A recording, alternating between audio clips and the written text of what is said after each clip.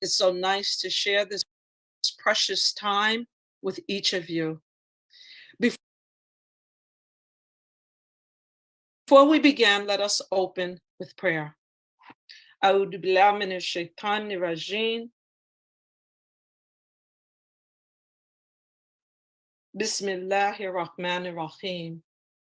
الحمد لله رب العالمين الرحمن الرحيم مالك يوم الدين.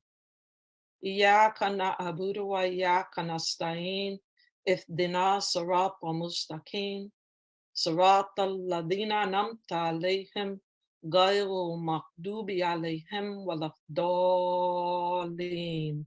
Amen. Amen. So our topic today is becoming a caregiver.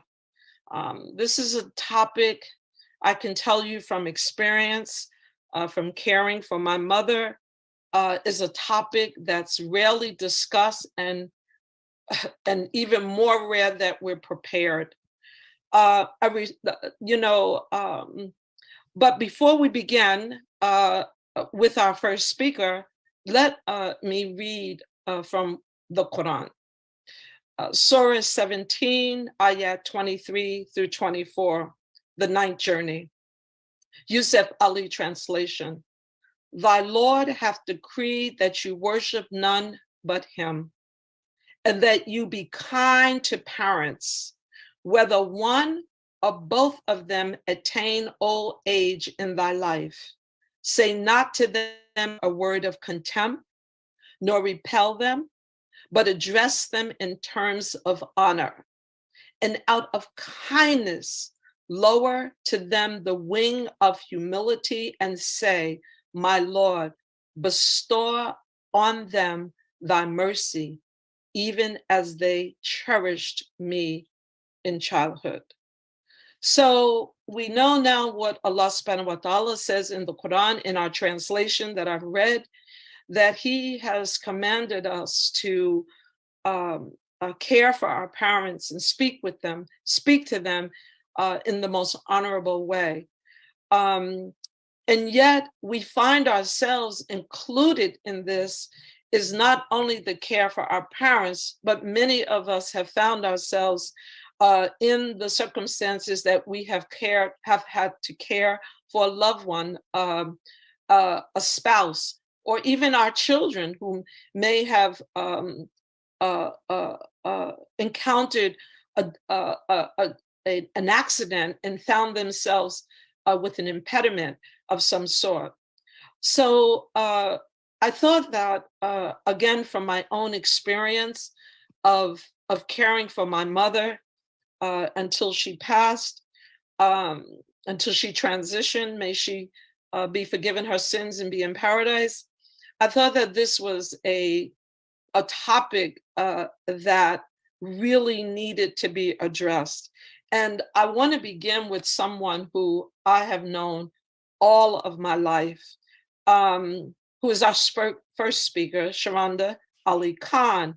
She is a pioneer in Newark. She is no stranger to this community.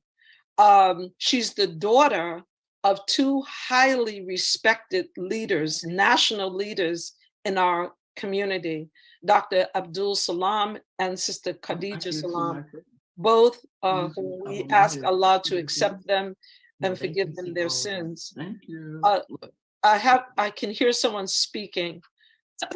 So I want to begin by saying Assalamu alaikum, Sharonda, and thank you for accepting to be on Study Al-Islam. I want to begin our conversation, Sharonda, by letting people know that that you've had three experiences, and you're unique, I think, in this sense of responsibility. I don't know any other person that has had the responsibility of caring for three people. Sharonda cared for her grandmother.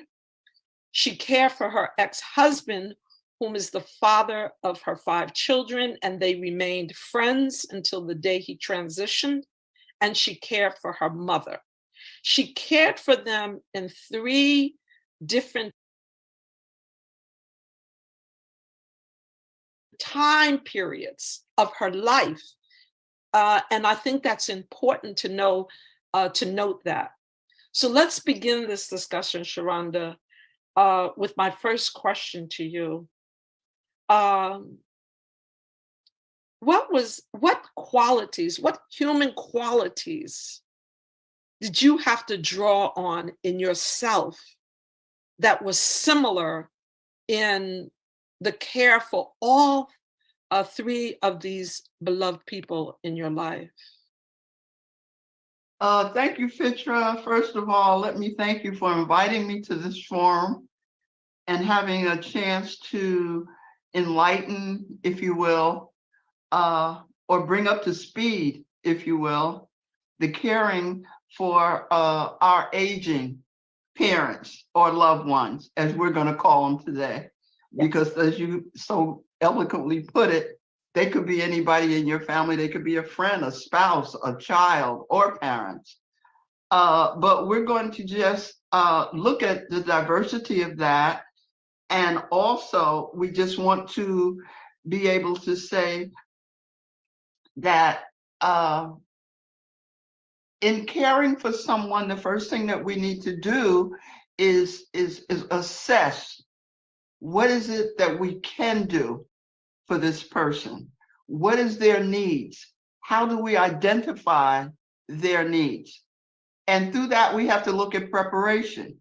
We've got to prepare ourselves and look inside of ourselves and see exactly what it is that we're capable of giving and what we can provide for them as they take this journey.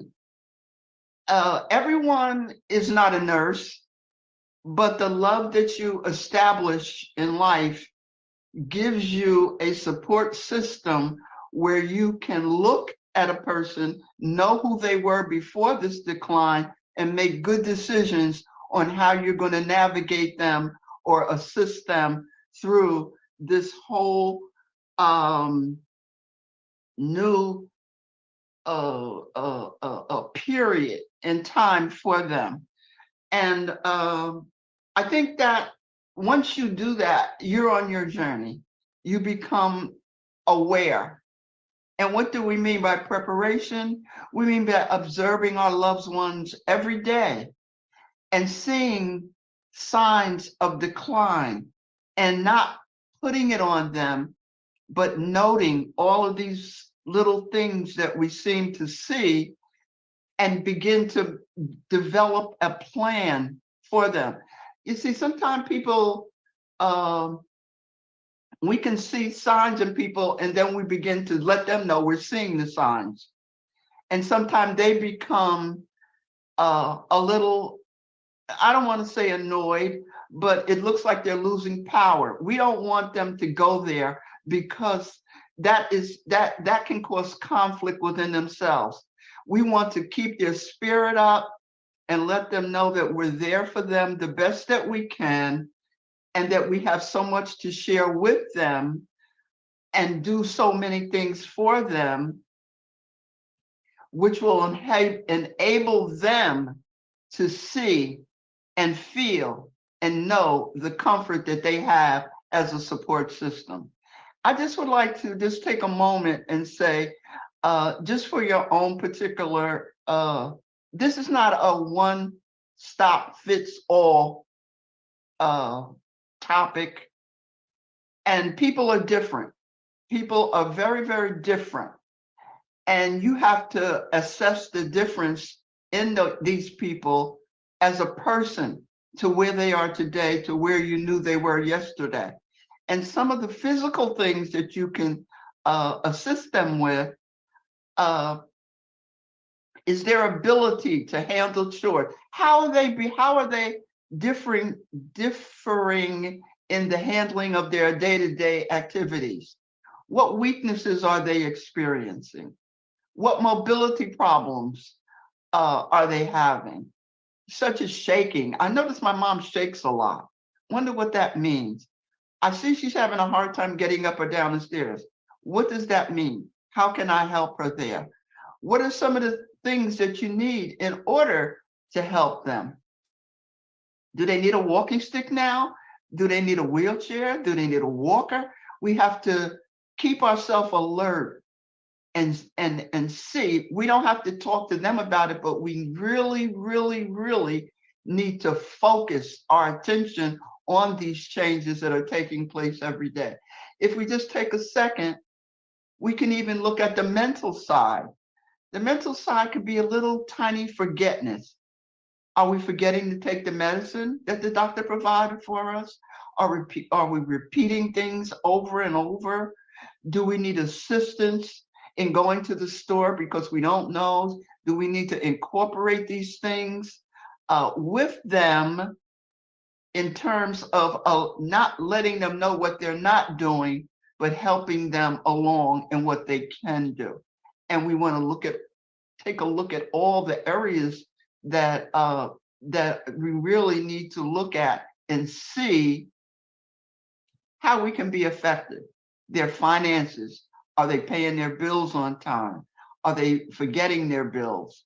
Their medications, their instructions from doctors.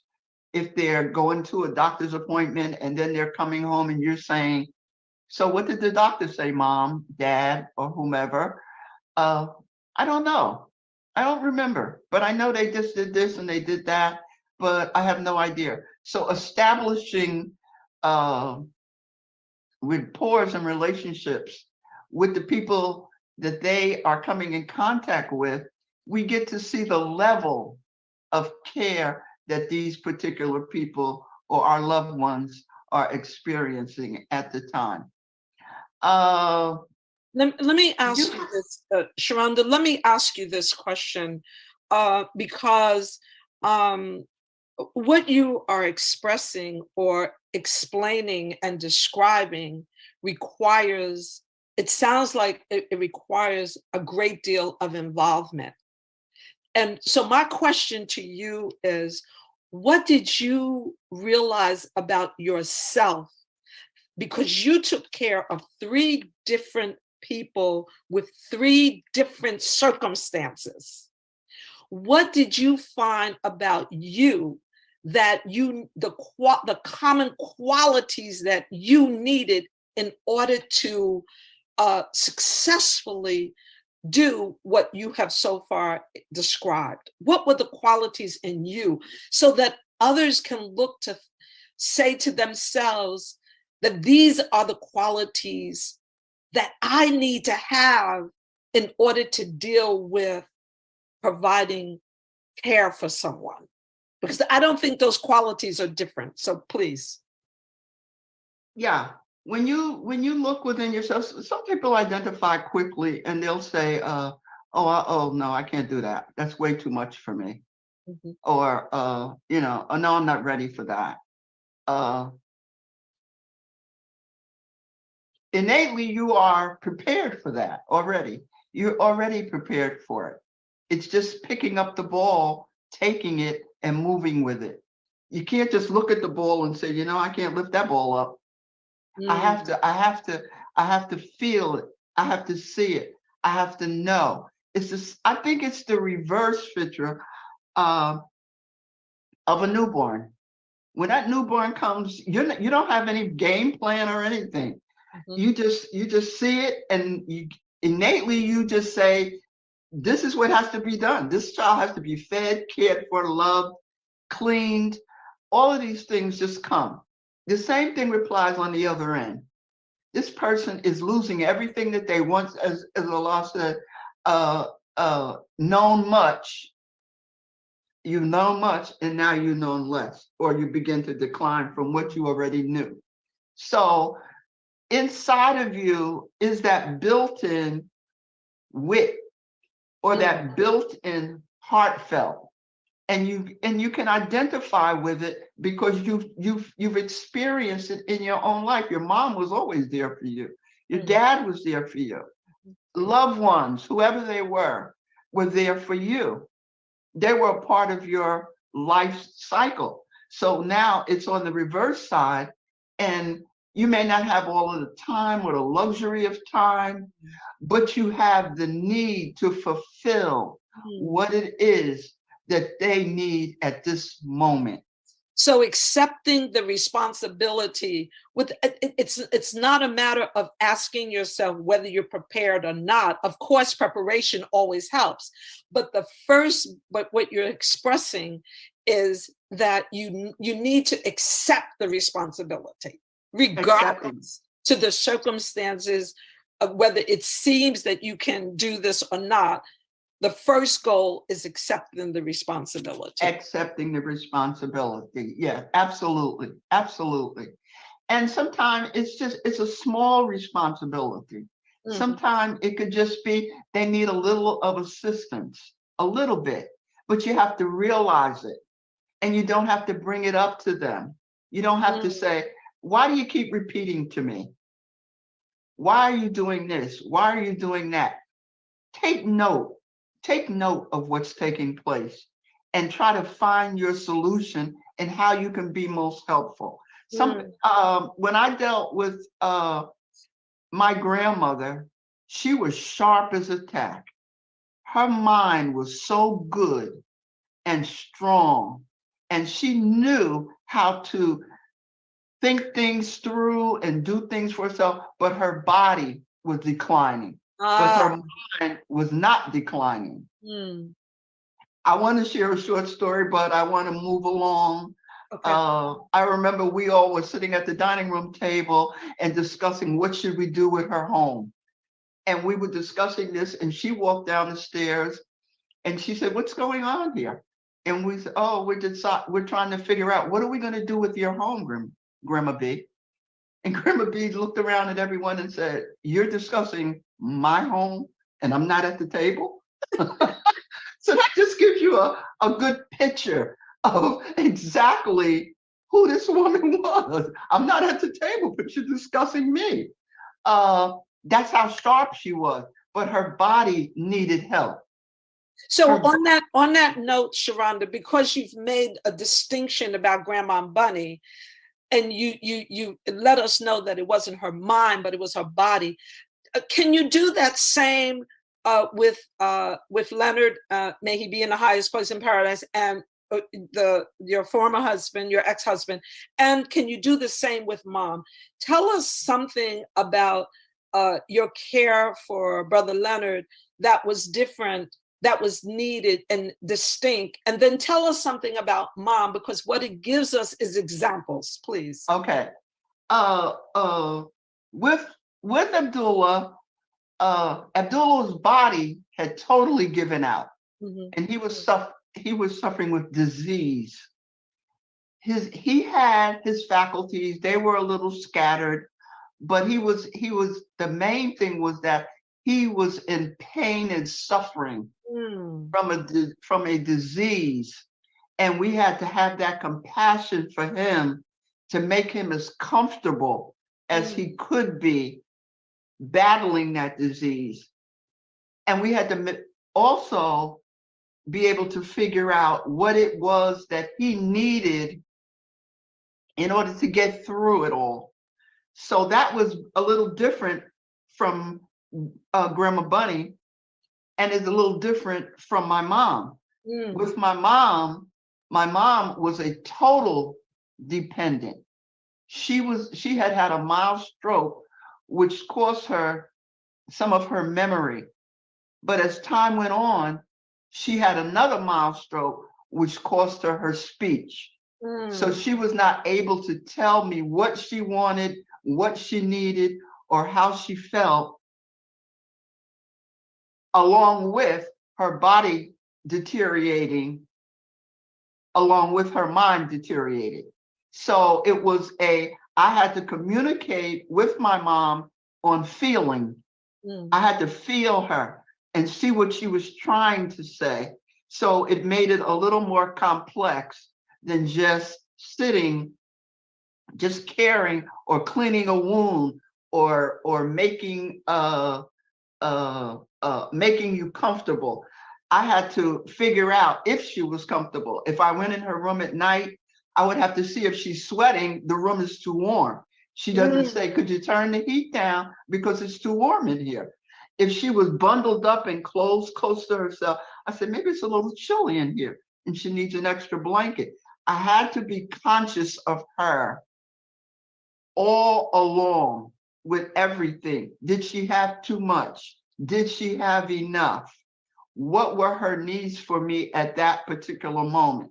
And that's where all the compassion came in. And I really made myself accessible for her at that time.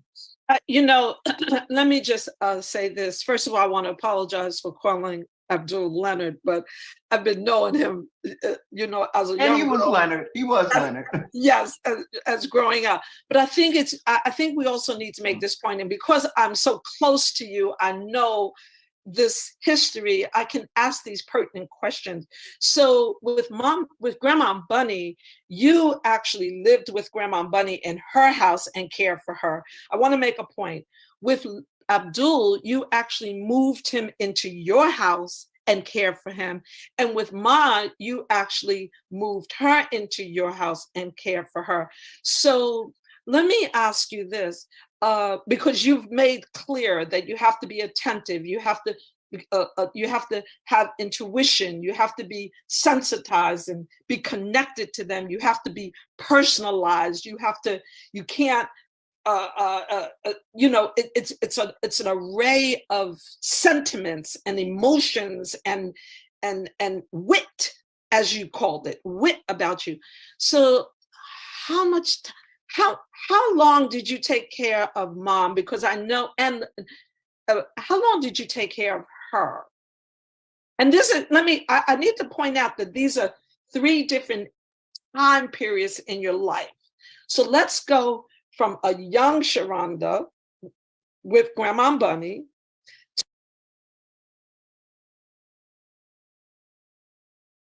to a middle-aged Sharonda with Brother Abdul, to a mature and seasoned Sharonda, who was a great-grandmother, maybe even a great-great-grandmother, in caring for her mom. What was the kind of time that you had to devote to caring for them? I really never looked at the time. I really just looked at the need. Okay. The need was there. With my mom, my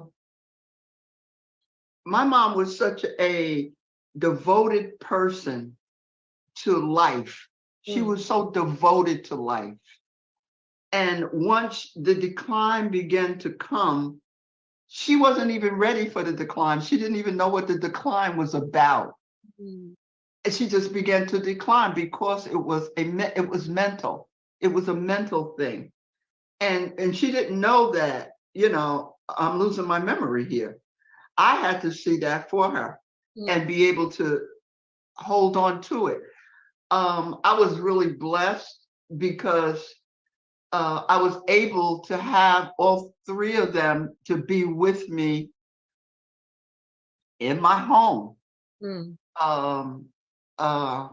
make the home a part of their home, and structure myself to be able to handle all of the intricacies of day-to-day care.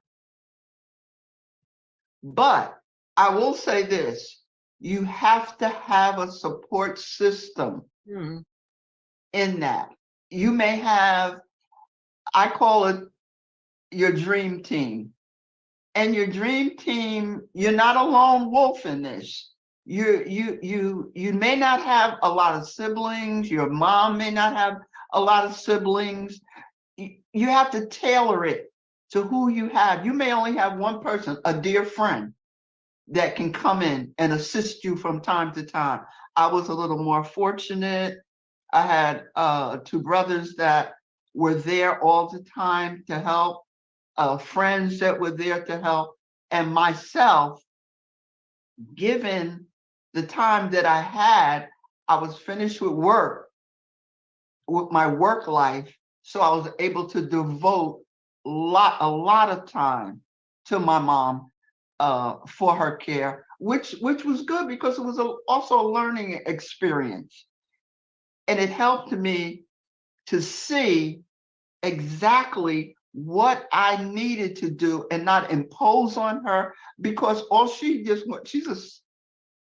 it was all about what I gave her that kept her where she was comfortable and in her own element, and not so much as she understood it, but I guess in her own way she understood what was happening to her. But as an older person, there was so much compassion oozing from me because I knew how much she needed, and I knew how much she needed to express, but she wasn't able to. And I was able to take that time to listen to her and look at her body movements and see her facial movements. Was she happy? Was she unhappy?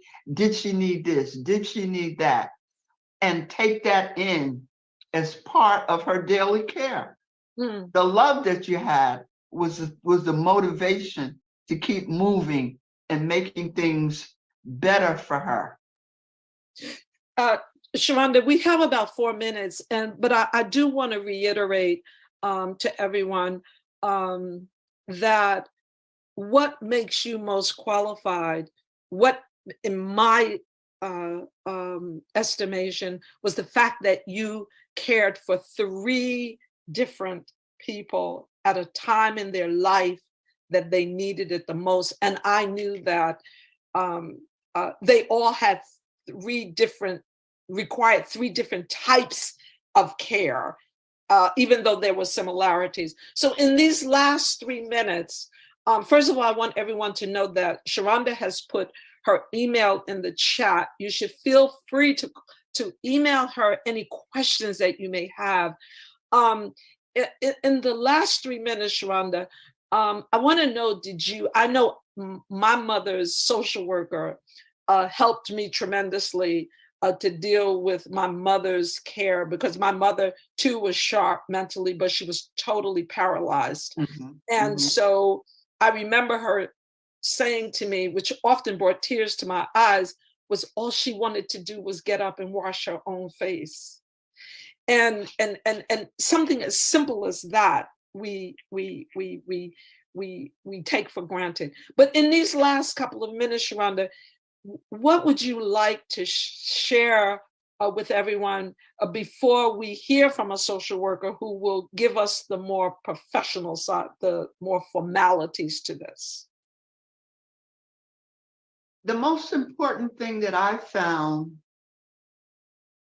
and that I see every day, is that we don't want to make our loved ones feel that they are losing.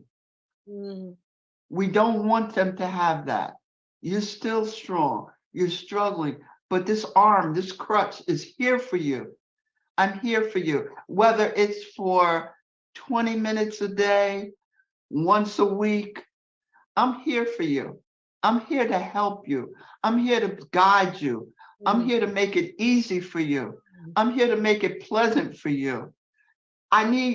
We need to have them, not look at them as a burden or, oh my God, this is so hard, I can't do it. Why don't you stop talking to me? Why don't you stop criticizing me? Why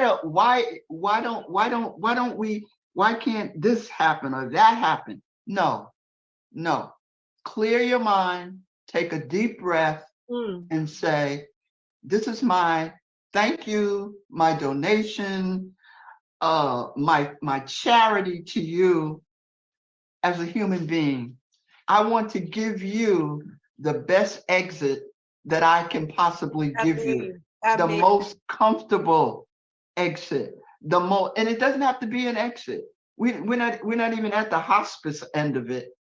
We're at the part where you just need a little assistance in getting through the day, to day by day, breath by breath, it's all coming to an end.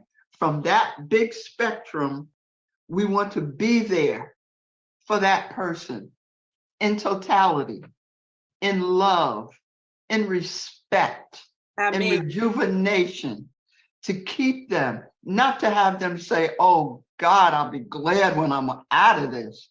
No, I'm so happy to have this loved one that's here for me, that's here to guide me, that's here to help me, that's here to inspire me to go on until my time has expired. I mean, I can attest to. I know the sacrifices you have made, which is why I wanted to share your experience, Islam. This is a topic that we need to have more conversations about. I want to encourage those on the line to contact Sharonda to speak about this subject, because she is most qualified. I'm going to close in a quick story about my mom, and then we're going to go into, and then we're going to invite Malika on. My mom went into hospice 5 times. And anybody who knows about hospice is kind of somebody take you up to the hill and then kick you off. And then she come. So 5 times she went into hospice. Now I'm an only child. So there were people around me that were saying things to me like just go in there and take your mom's hand and hold it and say, Mom, I'm going to be okay. Because they kept saying, your mother won't leave because she's too concerned with you. And so they said, go in there and hold her hand and say, Mom, I'm going to be okay. Don't worry about me. The next place you're going is a wonderful place. Up until my mother transitioned, she had humor, and she's laying there. Now, remember, she's completely paralyzed. Her eyes are closed. She's not talking because she's finding it difficult. And I'm holding her hand and I'm saying to her, you're not alone. I love you. Don't worry about me. She opens her eyes and she says, if where I'm going is so wonderful, why don't you come and go with me? And I was like, this is my mother. And so I want to just say, please, Sharonda, don't leave us. People are writing and saying they don't see your email. If you could type your email in the chat, we're going to introduce Malika and get her started so that we can stay within our time. I can't tell you how invaluable your contribution is, how much you have expressed the kinds of qualities we need towards our parent. But I think the most important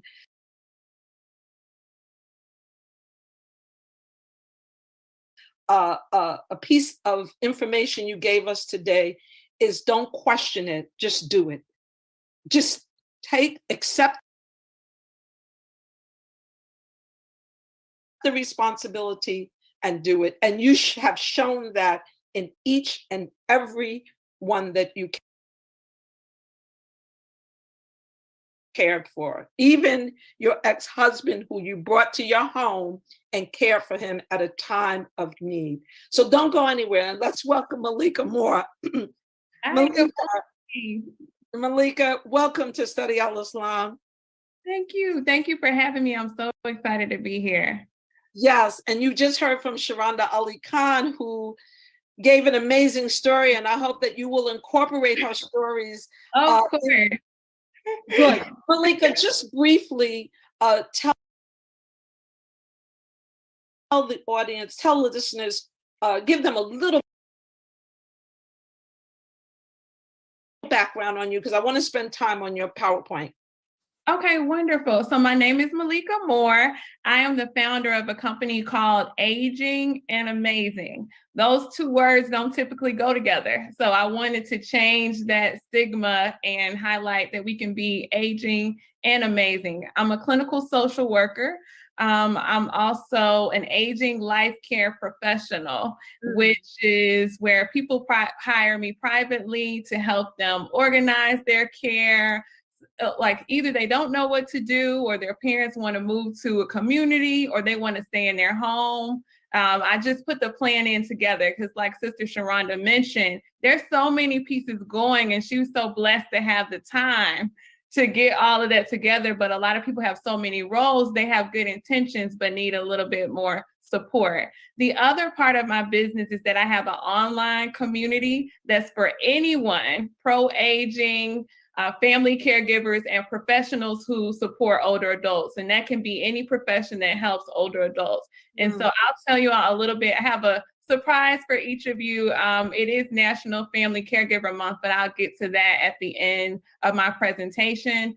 I'm in the DC, Maryland, Virginia area, and my community is international. So we have people in there from Jamaica, Canada, Oregon, California, New Jersey, Alabama, everywhere. So that's a little bit about me. Thank you. Thank you. So let's move on to your PowerPoint, which I know is powerful. Okay. All righty. Here we are. Here we are. So I just titled the presentation Caregiver 101. I want to highlight, like Sister Sharonda, I wrote down some pointers. I said she could have gave my presentation. Assessment, love, support system, observation. There's no one size fit all. She wrote being vigilant and having preparation and having a dream team. Those are all great pointers that she highlighted, and I'll kind of overview in this presentation. I already told you about the company, so we will move on from that. We'll talk about the types of caregivers, role reversal, ADLs and IADLs, loss of self, caregiver reactions, strategies, and caregiving 101. There are different types of caregivers. I will say this, not everybody chooses to be a caregiver. Some just step up to the plate because of maybe obligation or, and I've seen many different types of caregivers. In my working in the community in different settings, I've seen the person at the front desk become the caregiver for one of the residents in the building, helping them get everything they need. Or like, and you know, someone from a community center who took on someone who didn't have any children or didn't have any living family because they're in their 90s, like they're in their late 90s and they've outlived everyone. So you have different types of caregivers. There are formal caregivers, and you may have a mixture of these. For formal caregivers, you're paying someone generally for the services. Malika, I don't mean to interrupt you, but your PowerPoint isn't moving. We don't see what. Oh, you don't see it? Oh. We only see the front page. Okay, let me go back to share. Okay. Let me stop share. Okay, do you see the different types of caregivers? Yes, yes. Okay, I'm not sure how that happened, but we're gonna move along with it. So there are different types of caregivers. We have formal caregivers that you will pay, or sometimes they're government services that if you reach out to your Department of Aging, that they're paying the person and they're coming out to support you with your loved one. We have informal caregivers. That's family, friends, neighbors, that type of thing. And then I wanted to add on this one. We have our sandwich caregivers. So I know that you all have probably heard this term, but it's a care provider for 2 generations. So we have a lot of people who are not only caregiving for a spouse, mom and dad, they may be raising children at the same time. So those are definitely 2 types of caregiving, but they take a lot of time if you think about it. And so I wanted to add our sandwich caregivers on there. Are you seeing the slides move with me now? Yes, yes. Okay, What is role reversal? You can type in the chat. I can't really manage the chat, but I know that everyone else can see the chat. What do you think role reversal is? Or do you have any experience with this? So it's pretty self-explanatory, but say for instance, I'll use myself as an example. I'm one of three. I'm a middle child. And so say I start caring for my mom or my grandmother. That's different because they're used to providing the care for me, making sure I'm okay and I'm doing well. All of a sudden, I'm in this new role, and depending on the level of care that your loved one needs, they may need help with incontinence. So changing a brief or reminding them to take medication or following up on their appointments. And as you can imagine, all of us have a story. So they were once doing something, contributing to society, probably very involved in their religious organization. And now they're here where their child is telling them, hey, we need to do X, Y, and Z. And that's what the role reversal is. So we talk about activities. Sister Sharonda mentioned a lot of these things. You'll hear these terms when you go to the doctor's office or when you're working with different professionals, and they'll say ADLs and IADLs. And sometimes we forget that everyone doesn't know what that means. So activities of daily living, that includes walking, bathing, dressing, feeding, grooming, toileting, and transferring. So think of it more of that hands-on direct care. You may have a loved one in rehab and they say, okay, they need supervision on ADLs or they need total assistance on ADLs. And then you have your IADLs, instrumental activities of daily living. So communication, you may be managing their finances, housework, meal prep, medication management, shopping, transportation, those type of things that need what we call executive functioning. So in order to get those done, you have to use a part of your brain that's going to help you plan and organize. And depending on what's going on with your loved one, they may or may not be able to manage these tasks. So now you know if someone says ADLs, that's more direct on the body care, and then IDLs, it's more like high level planning and organization. All righty. So 1 in 5 caregivers reported difficulty assisting with ADLs. They reported difficulty increased when caregiver felt there was no choice. And then diagnosis also made the task of ADLs more difficult. So you have people who they're dealing with the ADLs and the IADLs, but it makes it more difficult depending on what the diagnosis is. So if you have someone who's dealing with Alzheimer's type of dementia, then it may be more difficult. You may have to do more, or you may be reminding them more or figuring out, like Sister Sharonda said, like what can they really do? Like what can they really not do? And I've ran a lot of caregiver support groups. And what the caregivers always appreciate is that I let them be honest. Like there's some hard days. It's not all, you can be a great person and love your parent and love your loved one, and it's just tiring, you know? And sometimes depending on what your loved one's diagnosis is, they may not be the person you knew all your life. They may have behavioral changes or say things to you that aren't so nice.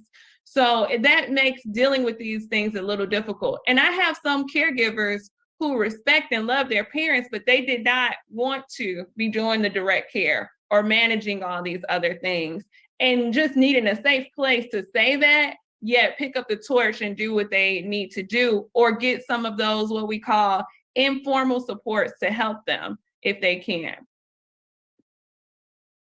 I also want to say, tied in with that other slide, is when you're caregiving, and I think every caregiver can attest to this, sometimes family stuff comes up from way, way back. And it seems to come up when you're in that vulnerable, you're both in a vulnerable state as a caregiver and a care recipient. And sometimes I've noticed that makes caregiving a little difficult. So although you know that happened 20, 30 years ago, for some reason, sometimes those issues will come back up and if you don't address them, they may interfere with providing care for the person. Okay, so caregiver responses. We have nostalgia, a sentimental longing or wistful affection for the past. So some caregivers feel this way, like caregiving for their parent, they have these nostalgic feelings. My mom cared for me. Now I'm here and I'm able to do these things. Some people have resentment, and that's bitter indignation at having been treated unfairly. It may have been something that happened that maybe wasn't that big, but it was big to them and it's interfering with the caregiver. Some overcompensate. So say they weren't there or something happened in the past. And so they try to be super caregiver and do just everything and go way above and beyond to where they're destroying themselves. And it's because it's a reaction to some inferiority, guilt, or inadequacy leading to exaggerated attempt to overcome the feeling. So basically, that could be amongst siblings. Maybe you have one sibling that really wasn't involved and you see they're trying to do everything and they can't do it, but it may be because they're trying to make up for something that happened along the way. And then you have caregivers who are content and satisfied, like they love being able to be there and guide and direct their loved one. So, and you may fluctuate between all of these caregiver responses. You can type in the chat if there are any other responses that I missed. I want to stop you there for a second because I think this is very important. And these 4 descriptions that you have just shared are very real. I can tell you that I often, sitting with my mom, wished for the way we were. Yes. Wanting her to do things for me, respond to me in ways that made me feel so comfortable and secure, and she wasn't able to do any of those things. And then and so I think you can hear from Sharonda, she was in the content box. Sharonda, I don't want to speak for you, but I just want to say, do you agree? I am speaking for Sharonda. You can hear from what she said. She was in the content, absolutely satisfied with the care of having that responsibility. And we know that the drama in our families, there's a lot of resentment. We know that. Yes. And between siblings, who's going to take care of mom? I got a full-time job. I can't do this. I do this. I do that. I've been taking care of her. You're not doing that. And overcompensating. So I want to just really point out that these dynamics are very real, very real. Absolutely. And I want to say this, sometimes I work with families and they're embarrassed. Like if an argument ensues while I'm there, and I say this, and being a social worker taught me this, every family has their stuff. I don't care how much money they have, how educated they are, where they live, what their religious background, every family has its stuff. And so it's really like trying to get to that core and help the goal generally, you have some outlying situations where people are trying to exploit, but generally the goal is to help that person live, not only have good quality of care, but good quality of life until they transition. So yeah, these are giving caregivers that space to know that if you don't feel perky and skipping about caregiving, you're not alone. Yes, that's right. All right, I took the different leadership styles. So there are tons of different leadership styles, but maybe this will help you. I know I have a whole different presentation on this, so I'll go through very quickly. But the different leadership styles, I turned them into caregiving styles. And you may say, oh, that's me, or that's my brother, that's my sister. So we have autocratic. Those people don't really want to hear from anybody. They are making all the decisions. We don't care what you think. I'm taking control and I'm doing this. Then we have our laissez-faire, who's kind of like, oh, whatever, whatever we decide to do is fine. You have your democratic, like, let's take a vote. Like, what does everybody want to do? Do we think mom should age in place or do this. Let's take a vote. Then we have our bureaucratic, someone that's by the book. So they read this caregiving book and you're supposed to go through step 1 and step 2 and step 3, and they really want to make sure things are by the book. You have a servant leader who puts others before themselves in the caregiving situation. So they're never thinking really about their needs. They're thinking about how can I help mom? How can I help everybody else deal with this? Then you have the situational leader or caregiver. That person, they may be any one of these leadership styles when the time calls for it. Because I don't want to make the autocratic leader seem like a bad person. There are sometimes when you have to make a decision, we don't have hours to figure this out. And then let's say the bureaucratic caregiver, that person, when you're filling out documents, forms, you want to be by the book. We can't just say, oh, let's just fill out this box and leave this other 5 boxes clear. So there's value in all these different types of caregivers, and you may vary. So just think about like, what's your caregiving style? I'm going to move on to the next slide. All right. A fundamental form of that suffering is the loss of self in chronically ill persons who observe their former self images crumbling away without the simultaneously development of equally valued new ones. So basically, I want to say this for both the caregiver and the care recipient. They're losing some part of their self. Your loved one may change their behavior because driving is a big one. Like, I love driving. So imagine how someone's feeling who you're saying you can't drive anymore. And it's like, well, what can I do now? Like, how do I get around? How do I interact with the world? So sometimes that's what you see in your care recipient. But it's also important that while we're focused on the quality of care, that we're also thinking about what can I do to bring joy back in this person's life. If they're not able to get to the mosque, how can we make this like adapted for this person's health needs and health desires, where they can still get that joy if that's something that brought joy to their lives? All righty. So the impact of loss of self is leading to restrictive lives, experiencing social isolation, being discredited, and sometimes they feel like they're burdening others. Even the caregiver feels that way. That's why they can't talk to everyone, because it's like, oh, here comes Malika talking about the caregiving situation where we're talking about the concert we're going to Saturday. We don't have time. They don't want to be the downer in the group.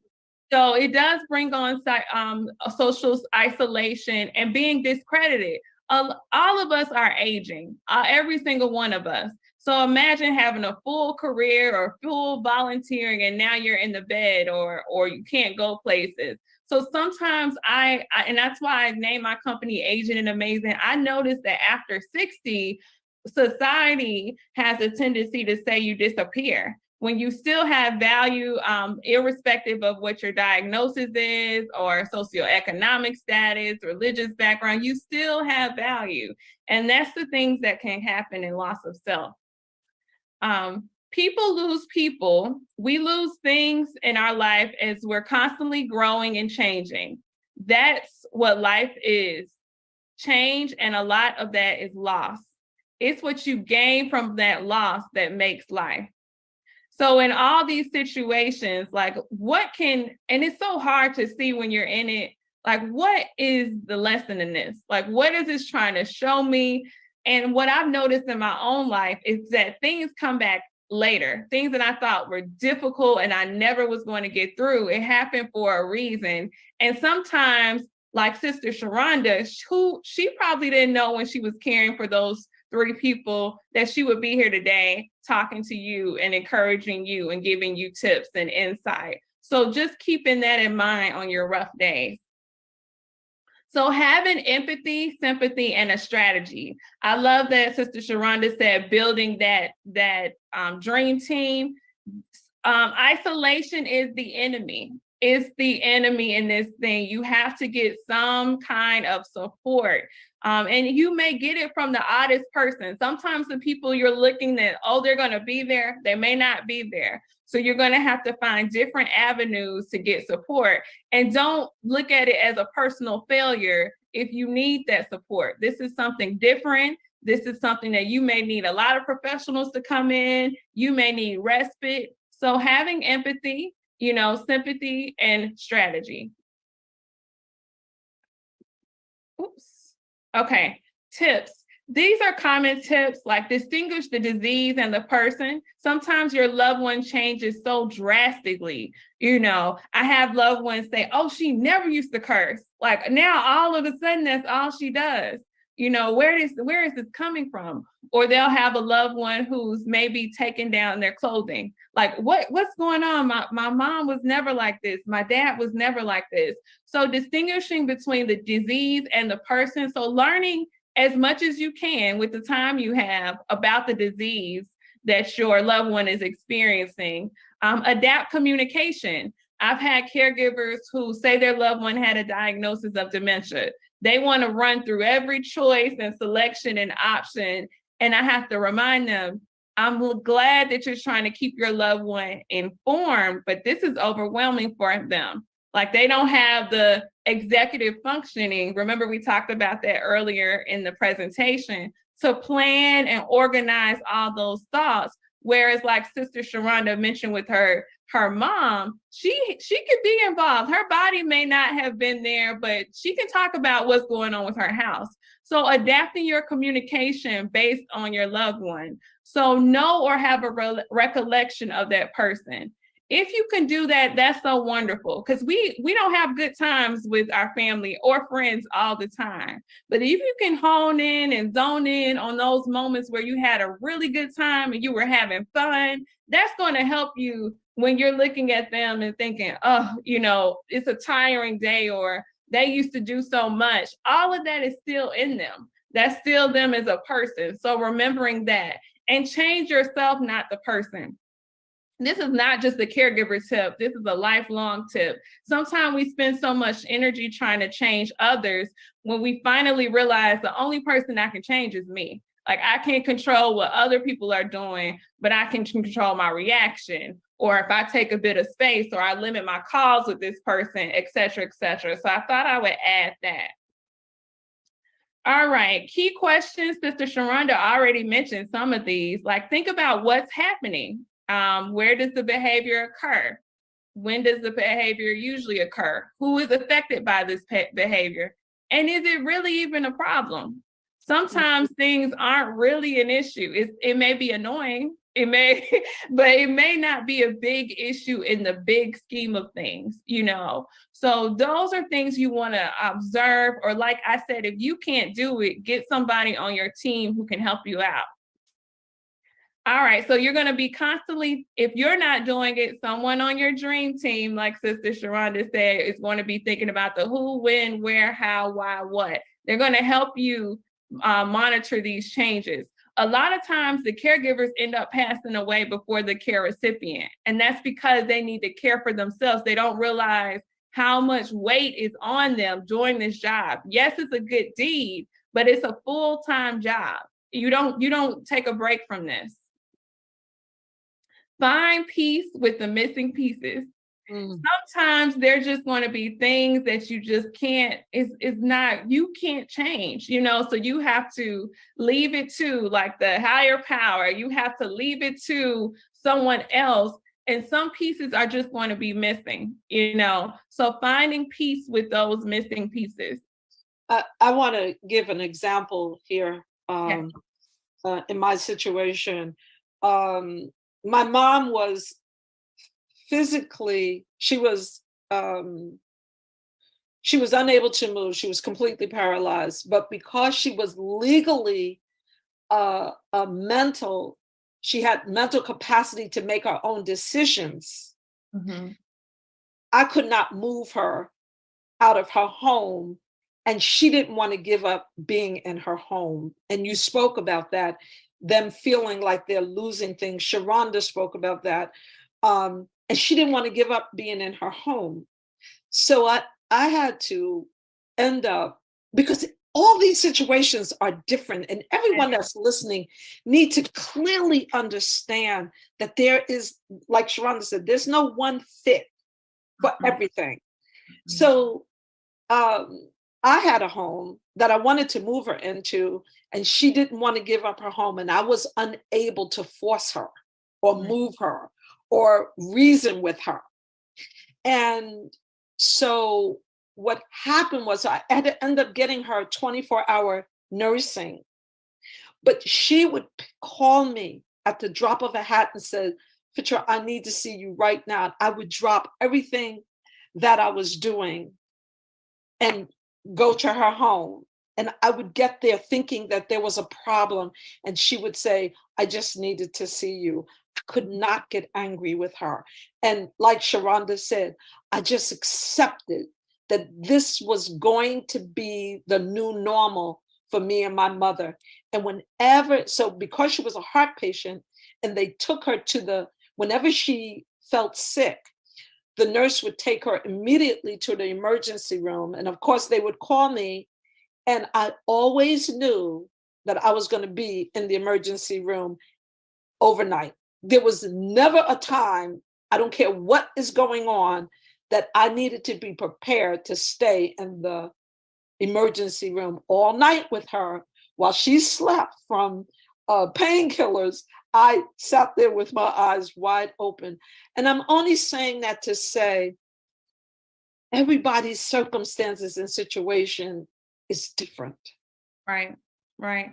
I agree with that. Was a great example. So any of you feeling like, oh my goodness, I can't do that, that may not be your story. So there's no manual. Like many people are going to write on this. It's different when it's you and your family. So I love that you said that. So caregiving 101, you have to remember that you're human. You are human. And be strategic. Caregivers are very strategic. Use your resources and be strong, and when you can't be strong, you need to find some people around you who can be that for you. They may be professionals or they may be friends and family. That's it. So I did want to tell you all that I do have an online community, and it's a cost to it, but for National Family Caregiver Month, anybody who is pro-aging, a family caregiver, or a professional supporting older adults, I will add you for free forever. All I need is your name and email. This community is where you can post, you can connect with caregivers from all over. So if you would like to be in the community, just send me your information before the end of the month. And that's my gift to you. Thank you for having me. And you can take a picture of the screen. I know some of you are on the phone, so I guess it'll be in the newsletter, how to contact me maybe. Well, Malika, if you can take this down just for Yes, absolutely. Yeah, I want to get Sharonda back on the screen as well. Don't go anywhere, Malika. We're getting ready to close out. I want to just say, first of all, this recording will be in next Saturday's newsletter, and it'll be in there for a week for everyone to hear it again and again and again. But I also want to encourage everyone on here. I mean, we've talked about the caregiving of others, but I want to talk about, and I want both of your comments, that the fact that we may be the ones that need the care. And one of the things I learned from caring for my mother is learn to be cooperative with those who have to care for you. To my age group, start downsizing. We've got whatever we have becomes the responsibility and the burden of those who are going to care for us. We have to learn to have not just, if we're capable, don't get me wrong, if we're capable, try to remember to be as cooperative as possible with those that will be caring for you. In my situation, I'm learning to do more for myself in preparation, if Allah subhanahu wa ta'ala allows me to live, and I have to be cared for. I'm learning how to become a better person, to be cared for those who have to care for me. I want both of you to comment on that. Sharonda, why don't you go first? Take yourself off mute. I hear you. You're off mute. Oh, okay. Yes.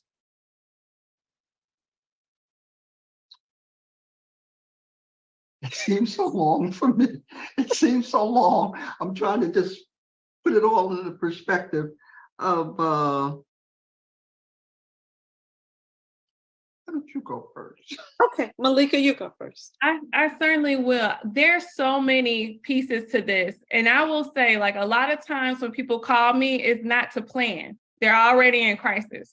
They're already in crisis trying to figure out what's going on. If you can plan, you know, everybody's in a different situation. You need to get wills in place, advance directives, power of attorneys, all of these things in place to help you, so your loved one can have a voice now. And these are hard conversations and emotional conversations, but we need to have them, because you want if your family's grieving, give them time to grieve, not sit in probate court or whatever they need to do.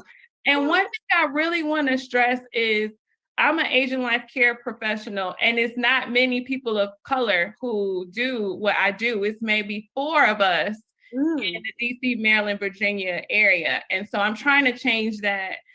So I really encourage you, like, be interested in social work and any nursing, any of these professions, but gerontology, because by 2050, people age 65 is going to double, and I'll be in that number by that time. So we need to prepare the younger generations to not only honor the older adults, but take a lead, like, get in this profession, help people out so it's more people that represent who we are and what we believe and what we think. So that's something that I'm really big about. But at the end of the day, aging, caregiving, it's universal. It's going to connect all of us, and we're not going to escape it. Either you're going to be the caregiver or the care recipient, or it's going to reverse.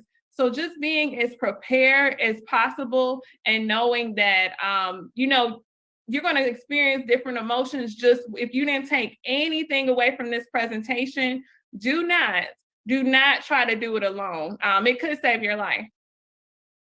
Sharonda, I want to give you an opportunity before we close out in prayer. I want to give you an opportunity to share any thoughts that you'd like to share. I'm just so happy to be able to share. There's so much that I've learned in this process, and so at so many different stages. And the most important thing that I would like for people to take away from this is just be concerned enough to see the change. If you could just make sure that you note little changes in your loved one, that you don't even have to mention to them, that you just take note of it and come up with a solution on how to better it or make it easier. This is the first step that I think that we need to be conscious of, because they need to feel this is okay. This is okay. Getting old is okay. Not being able to do is okay. It's fine. Pay attention to them. Whenever you see them, whenever you visit their home, if they're living away from you, look around, see how they are doing now. That's right. Versus how they've done in the past. Notice that little bit of help that they might need. Be conscious of your parents. Be conscious of your spouse, where they were 5 years ago, where they are today. Don't let them fight you. Let them embrace you to get through a difficult period.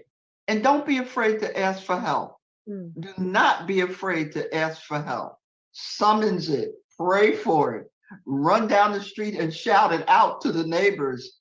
Can you give me a little help? I need a little help here just to get through the day. Believe me, it's worth it, and it will also rejuvenate you. I love my brother Abdul because he always gave me a rejuvenation. Why don't you go to a hotel for the night? Why don't you do this? And I'll take care of it. I'll take over. Those moments are so precious to you as a caregiver, that someone is looking out for you on the sideline, making sure that you can keep going so they don't have to completely step in. And those are some of the things I just wanted to share and have you give some thought to in this process, because it is ultimately important. So and thanks for having me. And thanks for meeting you.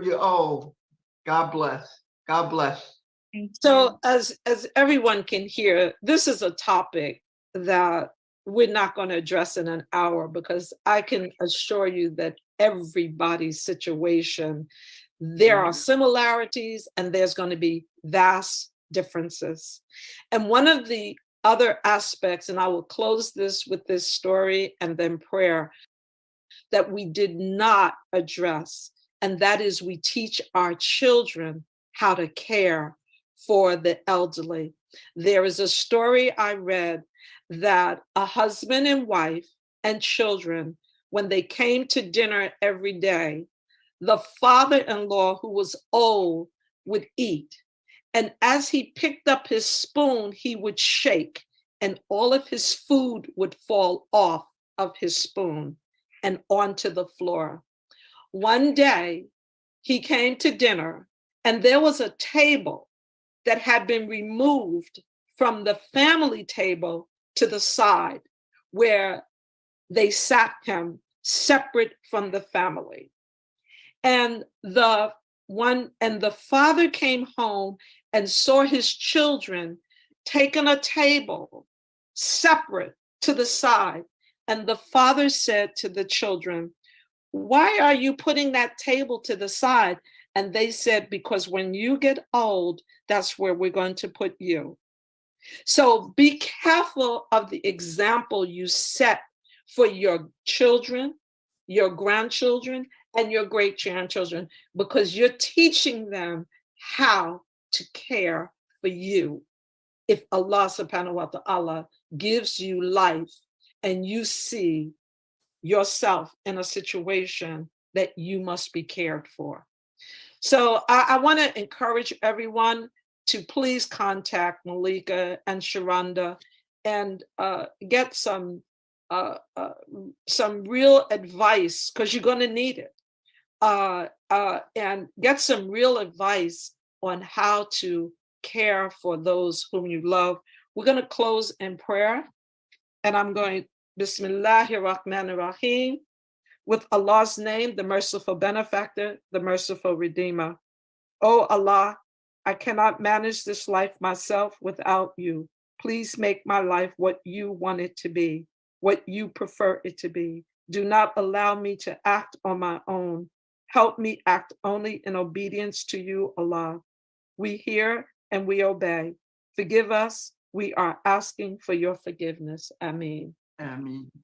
Thank you. Thank you. Thank you for sharing, Sharonda. Malika, thank you. Thank you. You all are wonderful. Thank you so much. The community welcomes you, and we will be contacting both of you more, and we're going to continue this conversation because it's an ongoing conversation that needs to be had. Wonderful. May Allah guide you and protect you. Ameen. Assalamu alaikum.